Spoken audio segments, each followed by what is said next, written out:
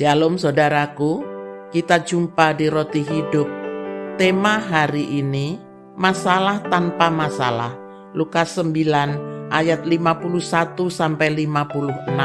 Mengatasi masalah tanpa masalah adalah keinginan setiap orang.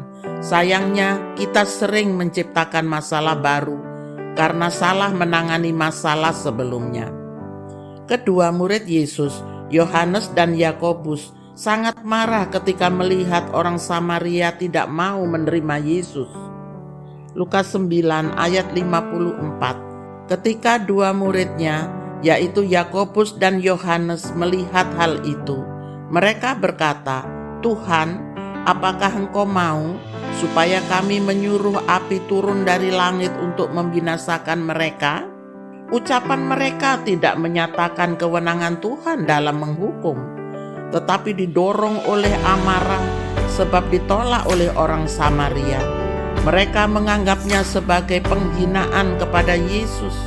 Teguran Yesus kepada kedua muridnya tidak berarti ia menyetujui perbuatan orang Samaria yang menolaknya. Tetapi di balik sikapnya itu, Yesus memberikan teladan dalam mengatasi permasalahan. Kedua murid diajar untuk melihat realitas penolakan dan bertindak sebagai pengikut Yesus yang sabar bersedia menjalani kesulitan. Ditolak, dihina, dibenci adalah hal-hal yang sudah menjadi bagian penderitaan Yesus sebelum mati disalib. Para murid juga akan mengalaminya. Yesus Kristus tidak pernah mengajar kita untuk membalas kejahatan dengan kejahatan. Roma 12 ayat 17 dan 21. Janganlah membalas kejahatan dengan kejahatan. Lakukanlah apa yang baik bagi semua orang. Janganlah kamu kalah terhadap kejahatan, tetapi kalahkanlah kejahatan dengan kebaikan. Yesus mengajar kesabaran, kasih dan kebaikan kepada semua muridnya. Perbuatan jahat akan menuai hasilnya nanti. Sebab itu, matikanlah keinginan untuk membalas kejahatan dengan kejahatan. Nas ini mengingatkan kita sebagai orang percaya untuk tidak gegabah dalam mengatasi masalah. Banyak contoh di dunia ini, orang yang gegabah mengatasi masalah akan mendatangkan masalah baru yang lebih rumit, dan itu akan menghancurkan hidupnya.